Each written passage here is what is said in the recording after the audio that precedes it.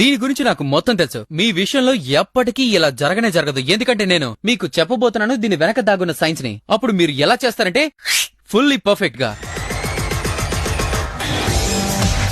బాగా పరిగెత్తుతూ వచ్చి రేసర్ తన మొదటి జంప్ చేస్తున్నప్పుడు తన మీదున్న సెంటర్ ఆఫ్ మాస్ ట్రాజెక్టరీగా మారుతుంది. ముందుగా మోకాలు భాగాన్ని పైకి లేపి ఆ తర్వాత ఆ కాలిని స్ట్రెచ్ చేసి ముందుకు జంప్ చేస్తుంది. అలా జంప్ చేయడం కారణంగా ఆమె ముందుకు వంగి ఉంటుంది. ఆ టైంలో ఆమె యొక్క సెంటర్ ఆఫ్ మాస్ కూడా ముందు వైపుకి మూవ్ అవుతుంది. ఈ విధంగా చేయటం వల్ల రన్నర్ తన స్పీడ్ లో ఉండటమే కాకుండా పర్ఫెక్ట్ ల్యాండింగ్ కూడా దొరుకుతుంది. ఇప్పుడు అర్థమైందా? పరిగెత్తే కొద్దీ మీరు మీ స్పీడ్ ని కొంచెం కొంచెంగా పెంచుతూ ఉండాలి. అప్పుడు మీ అపోనెంట్ మిమ్మల్ని క్రాస్ చేసి ముందుకు రాలేడు. సరే, ఇప్పుడు చూద్దాం కొంతమంది అథ్లీట్స్ కి ఎంత అర్థమైందో. మన గుండు గురునాథం రెడీగా ఉన్నాడు. ఓ, ఇతనికి చాలా తెలివండి. ఓయ్, నెక్కర్ ముందే పైకి లాగేసుకున్నాడు. ఓహో, ఇలా కూడా జంప్ చేస్తారా?